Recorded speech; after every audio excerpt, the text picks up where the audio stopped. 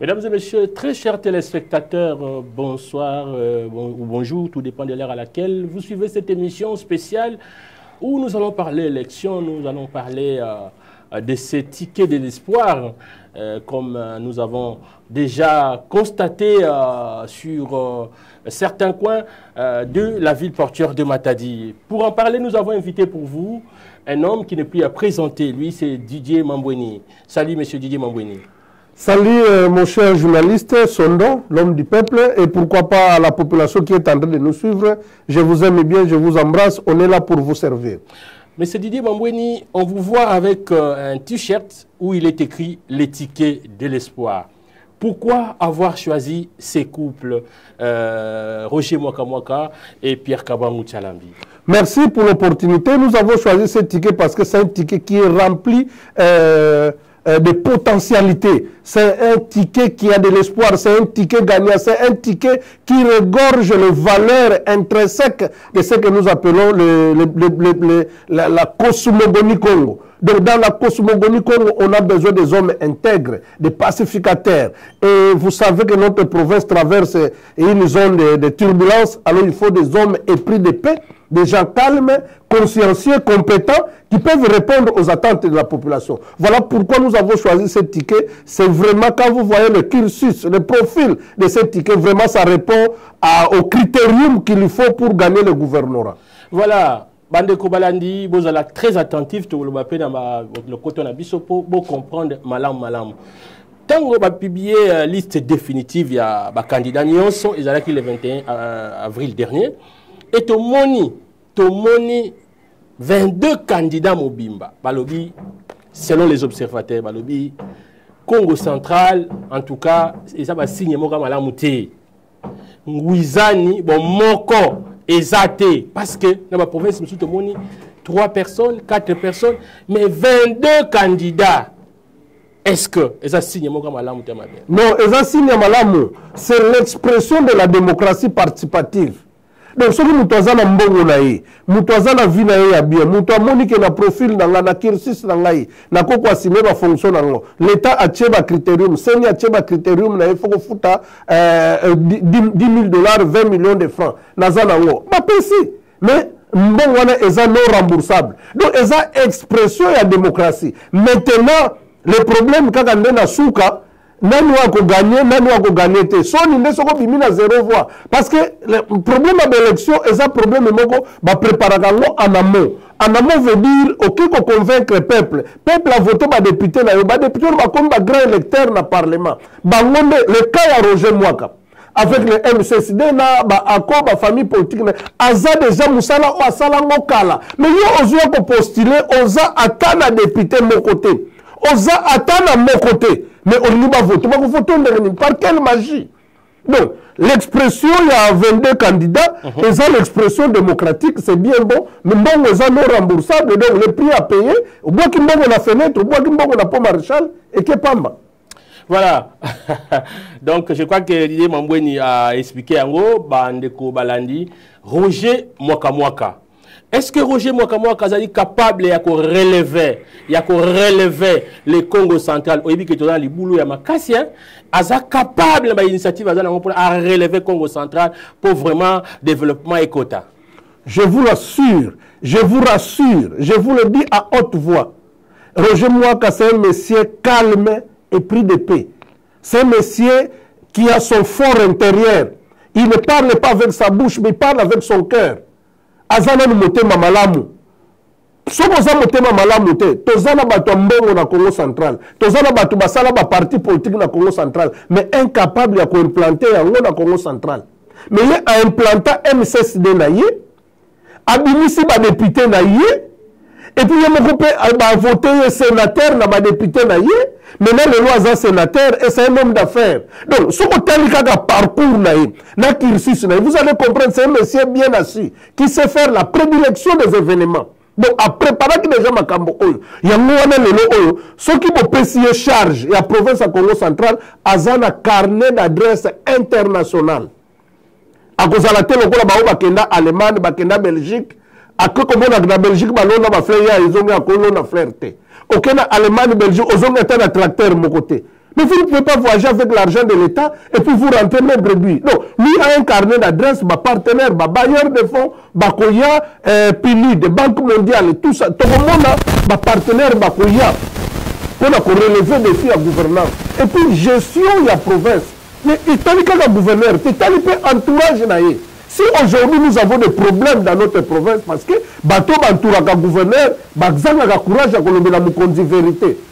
Bakaresaka mukonjolo c'est ma vérité. Conséquence, tout ça, bakuba, assassinat, empoisonnement, makamyo ça mabé. Mais avec Roger Mwaka et Pierre Kabangou, c'est le ticket gagnant. Donc nous sommes persuadés que Dieu va exaucer nos prières.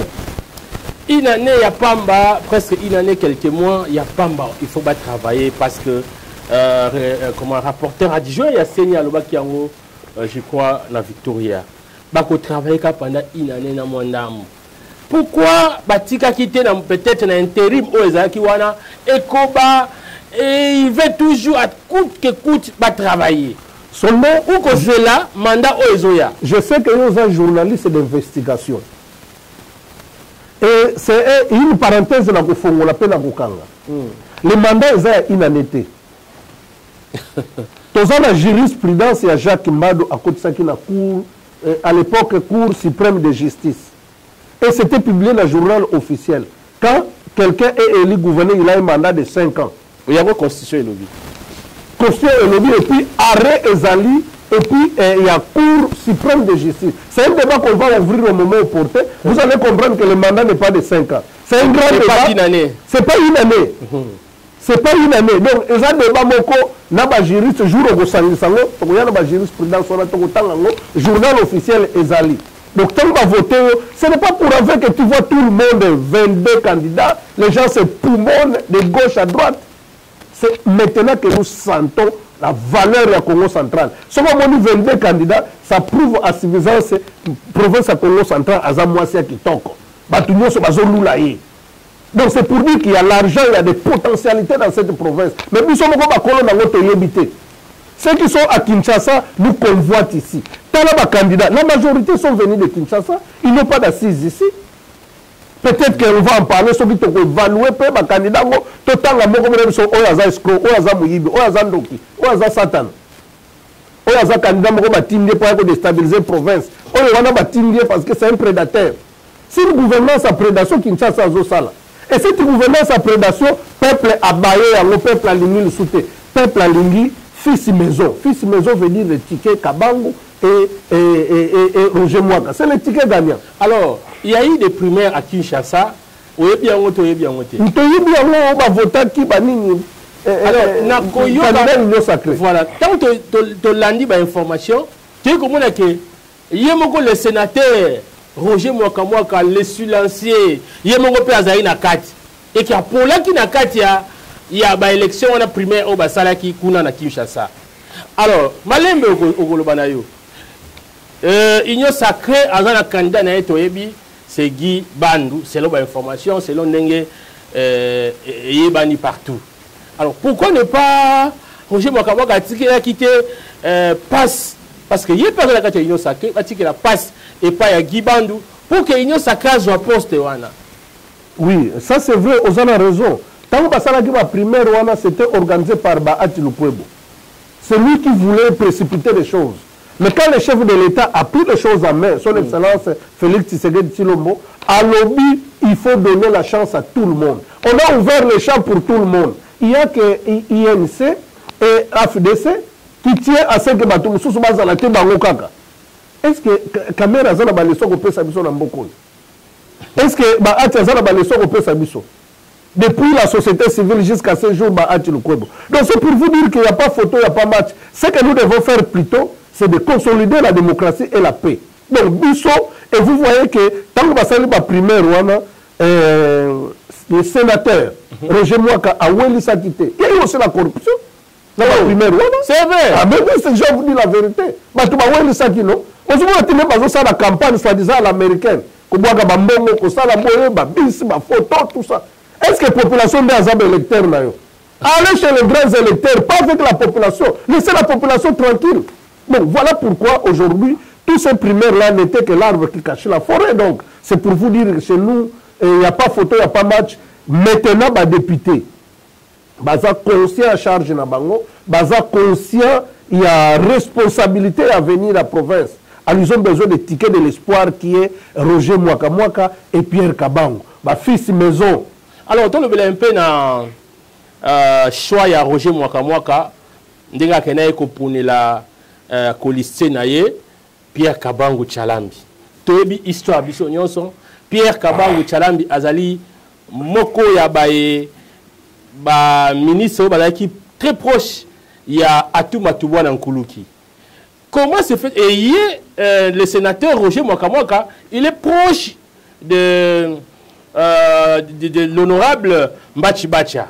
Toyebi biso banso comment honorable Mbachi Bacha n'engani ba traquer dans l'élection et pas Atuma Tubwana Nkuluki dans l'élection à gouverneur. Ça nous le connaissons. Mais tu comment là ba tout somi balewana ba responsable somi balewana ba ye ba ngomoko batikali mais on dirait image na bango et ça n'est écoutana. Qu'est-ce qui a motivé Roger Mwaka pour que nous s'attacher oza tellement intelligent que ozo sala eloko moko ozui Simon Floribert kuna ozui Atuma Tubwana kuna les deux antagonistes d'hier les lo balongwe mais il y a des alliances. C'est pour vous dire que c'est une dynamique politique. Il y a des alliances qui se font, qui se défont. En politique, on n'est pas des ennemis, on est des adversaires politiques. Mais en famille, on mange, on boit. Ce qui nous différencie, c'est notre doctrine, l'idéologie et la vision. Mais aujourd'hui, tant que le critérium, il y a Pierre Kabango. C'est un monsieur calme, effacé, tranquille, discipliné, qui a l'orthodoxie financière. Ça, c'est Pierre Kabango. Tant que IGF, lui était posé document à l'appui. Abimisaki Mukanda Liboso. Atali si Nabato IGF. J'avais conseillé telle logique, j'avais déjà dénoncé. Mukanda à l'appui yango. Naibisaki bango type à gouvernance comme Mabiso Naboui. Vous allez me conseiller à Zuna Yembo ou à Gekopesa. Moi je ne signe pas. Il n'y a pas un document qui prouve sa signature. Non, Balobi. Attends. Donc, cela veut dire que cette orthodoxie financière-là prouve à suffisance. Et tant que procureur général a sali requête dans l'Assemblée, l'Assemblée, ça n'a qui contrôle parlementaire. Ils ont compris que c'est un non-événement. C'était de l'acharnement inutile. Acharnement quelque part contre Atuma Tubwana, mais n'a pas collé en Ngobat. Alors, le sénateur Roger Mwaka, quand il a vu le cursus, profil, et puis le contact, les députés ont géré sur le fils maison. Alors, on s'est dit non, autant faire œuvre utile pour l'émergence de notre province. Voilà pourquoi c'est un ticket magique, c'est un ticket gagnant, c'est un ticket de l'espoir, c'est le ticket de l'émergence et le développement intégral de la province à Congo central. Et je mets ma tête à couper. Mais oui, c'est vrai, au Meki Kolobango, mais les détracteurs Nabino, ils soutenir Bakam Moussouzou, Balobi, Papa Nabiso, Nsalambi, Kabangu Nsalambi, Azana dossier na niveau ya Kinshasa. Et donc, IGF, aimerait que mon ake, Azana moi mbeba, et na niveau ya Kinikuna, je crois cour de cassation, pour que Ameka Kosamba et tout, et il fallait dans la Congo central, député, qu'on lever l'immunité et Salaki, mais tu as dit et Kobunga Nango Karaboui. Oui, parce que les gens, on dit que le trop pour la dossier. D'abord, j'invite nos détracteurs à un débat contradictoire. Hier, j'étais sur Desco, j'ai démontré dans ma fiston le tornado. Et ils étaient confus dans le Sony. La loi dit ceci, les présumés accusés à la présomption d'innocence tant ou que culpabilité n'est pas établie. Ça c'est de un. De deux, nous il faut présenter argument de défense. Vous qui êtes au-dessus de la loi, caméra, directeur de cabinet, chef de l'État, arrêtez parce qu'il y a eu Babévi. Et Pierre Kabango, qu'est-ce qu'il représente devant la République? Une goutte d'eau. Mais ce qui cause est juste. Tu vas t'en sortir. Il s'est en sorti bel et bien alors dans cette histoire. Casier judiciaire est vierge. Voilà pourquoi sa candidature a été retenue à la CENI. Ce qui casier judiciaire est bien, donc ça prouve à suffisance que nos détracteurs, je leur attends un débat contradictoire. Même chaque jour, tu as un débat, tu as la pièce contre pièce. Tu as démontré. Aujourd'hui, Pierre Kabang Salambi, c'est l'homme qu'il faut. C'est Azana maîtrise, Azana calme, Azana cause. Et pas d'ailleurs, opposition, majorité, tout le monde, nous sommes dans une même famille. Il a trahi Atuba dans Koulouki. Oui, ça aussi c'est un élément. Il n'a pas trahi, mais c'est un problème d'idéal. Ou soit on avance, ou soit on n'avance pas. On a proposé à Atouma Toubouana le plan B. On a dit le plan A, Atouma Toubouana à Kozonga, Maintenant, on organise les élections. Il faut participer ou toujours il faut rêver debout. On ne peut pas rêver en marchant, on ne peut pas rêver debout. C'est comme ça qu'on a trouvé. Bon. En principe, il a des potentialités à postuler comme candidat gouverneur à la tête et à la liste. Mais on a trouvé que, bon, pour raison de dynamique, nous prenons Roger Mwaka, qui a aussi le cursus, le profil Mogoya bien. Donc, tous ces débats-là, aujourd'hui, il n'a jamais trahi, mais il a la loyauté, la discipline politique. Les Kouloukistes, ils fidèles à tout mais non, il fallait qu'on aille jusqu'au bout. Tout peut arriver. Non, tout peut arriver. Tout Conseil d'État. La loyauté oblige. Discipline politique oblige. Mais ce qui est vrai, Atouma Toubouana appartient dans une famille politique et Pierre Kabang appartient aussi dans une autre famille politique. Basalaki Balias ya Moussala. Lui était ministre des Finances. C'est un problème, il y a gestion des subordinations. On a un chef, on a un subalterne. Alors, tant que Basali Babilo Onyo Souwana, moi, discipline, il faut ça. Il a travaillé avec Jacques Mbado dans l'orthodoxie. Il a travaillé avec Atouma Toubouana dans la discipline Wanakaka et dans le respect à l'autorité. Peut-être que vous l'avez toujours vu, très simple, très effacé. Pas de panique, pas de pagaille. On remonte dans la boîte de nuit comme les autres. On remonte dans la barre. On remonte dans les autres qui. Moi, je suis Moukoua. Tant que je suis Sopani, on coûte ma tomazo et pour nous. Il y a des candidats gouverneurs comme ça, non? Il y a des candidats gouverneurs comme ça. Ozalaki gouverneur, Ozalaki vice-gouverneur. Tu as fait l'intérim. Moi, je suis Moukoua. Mais lui est posé calme. Donc, c'est le ticket de l'espoir. En plus de ça, ils ont la cartographie à province. Pour diriger la province à Congo central, il faut avoir la cartographie. Il faut lier ma province en haut. Et nous avons des sérieux problèmes d'itinérance à ma gouverneur. Depuis Simon Floribert, le gouverneur m'a soutenu à ça l'itinérance. Akele kotala na manyanga profond na kulungongo na kimpangu na mbagako aussi batambu na même na baburkome no itinérant je dis est-ce que je sais lemba koma kina lungu asa l'itinérant akoma kina kimpangu na mbagako aussi na kimvula pose lui la question sur akoma kina kimvula. C'est pour vous dire que non, le Congo central n'est pas seulement la ville de Matadi, Boma et Kinshasa. Congo central veut dire au bazana intérieur. Va se retrouver. Vous pouvez comprendre son nom. Le problème à 0 mètre à Segebanza ici. Manioko Ezopola, Bitabe Ezopola, Ruta de certes agricole, les Ayakokufa. Incapable de faire tracteur et faire la banzela à Segebanza pour continuer. Nous dépendons de l'Ukraine. La Russie, à combien de milliers de kilomètres? Politique, il y a un Roger Mwakamara pour que banzela nyosoana, to senti que l'économie n'a biso vraiment na Congo central et qu'on respirer les sources. Quelle politique à Tchèpenza parce que et tous ceux qui nous un peu aux alliés proches des sociétés. Problème à l'Ebosso, il faut revaloriser l'office de route et la voirie urbaine. L'OVD. Ça, c'est la première mission magique. Mais dans le programme sacré, c'est les services sociaux de base. L'eau, l'électricité, l'éducation et la santé. Les services sociaux de base, l'eau, l'éducation, la santé, l'électricité et les infrastructures de base. Les infrastructures de base, il y a des bâtiments. Les bâtiments où il y a l'État, le dragage, depuis l'époque coloniale, ils ont sous soit ça qui m'a simaté. Les bâtiments en État. L'État ne fait qu'exproprier les bâtiments où on a travaillé sous le monde. Il y a on a travaillé et va congeler pour effacer la tenue à Bango. Et puis restaurer notre culture. Culture la mission za kokufa. Ba mécène bazate. Et ba équipe la mission ya sport. Que nous la stade de Lumumba. Pourquoi c'est la gagate? Pourquoi c'est des casse-tête? Alors il faut un programme spécial pour développer province à Congo central. C'est un programme spécial. Hein? Donc, c'est un programme dans les 100 jours, vous aurez des indicateurs. Tant on l'a dit, Justin Louis Babakoso, tant on a les gars qui font un programme, azali ko azana moi ba souci comment na ndenge ba pourcentage ya ba service musu tozana ngo awa ndenge Congo central les autres bénéficier ka mukie par rapport na Kinshasa et autres.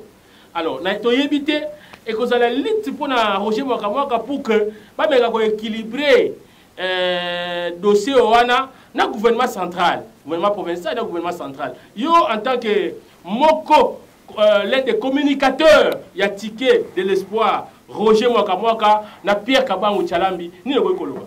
Et ça, problème à vous allez tout Samuel était. Dila. Mais c'est un problème à leadership responsable. Il faut un leadership responsable qui doit être incarné. Aujourd'hui, le gouverneur Nabiso Nyoso Baleki Binati Biankuto. Il y a Kinshasa.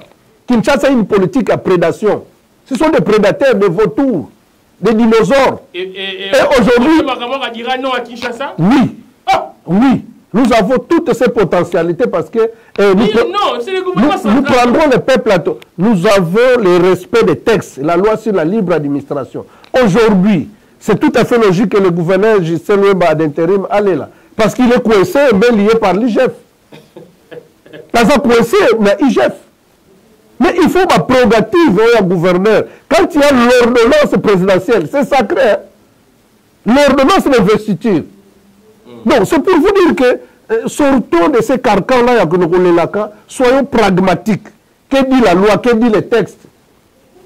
Et qu'est-ce qu'on doit dire à Kinshasa, qu'est-ce qu'on ne doit pas dire à Kinshasa? Nous avons la conférence avec le gouverneur, nous avons l'Assemblée provinciale. Il faut que le mariage soit la scellé entre l'Assemblée provinciale et l'exécutif provincial. Ce mariage est scellé. J'ai vu Simon Florbert dans le fait patriarche Nabiso Akoufa, première assemblée, papa Kimasi. Mais c'est là qui m'a cassé pour la ligne. Parce que Kimasi a appuyé le gouverneur pour dire non à Kinshasa. Ça bougeait la République, non? Pour que le leadership responsable les athées. Nous sommes tombés dans le problème, nous avons mal de chance, nous avons Moukouya, et on n'a plus de personnalité face aux enjeux politiques. Donc il n'y a pas de débat. C'est un problème à leadership responsable. Beaucoup de candidats ont besoin de projet de société dans Bango, parce qu'ils promettent la merveille pour la Congo centrale, parce qu'ils promettent Makamoko et Makasi, oui. Mais tant qu'on l'a dit, quelques-uns parmi eux, balobi bako multiplier fois 5 Ndimba Antoine, c'est-à-dire mbongo oyo en dehors il y a mbongo bafuta ba député provinciaux bako baxela bango fois 5 ya Ndimba Antoine. Je ne sais pas langage ce qui est malade. Non, ça c'est un habit de langage, c'est la corruption morale. Mais alors faut enveloppe ni production à province. Au Zombo on a été magiquement. Bon ça là blanchiment d'argent. Il faut nous produisons combien? Et si la nationale numéro 1, nous produisons 4 000 $, Kinshasa Kabelio 150 000 $. Au EBK, nous produisons beaucoup. On vous donne 3% de ce qu'on produit. Province à Congo central, pour les pas 3%. Le ministre de transport et voies de communication a 27%. Allez-y comprendre, les gens du Bobaté. Mais maintenant, leadership, nous produisons du pétrole à Mwanda. Redevance ou Wana. On ne paye pas ça.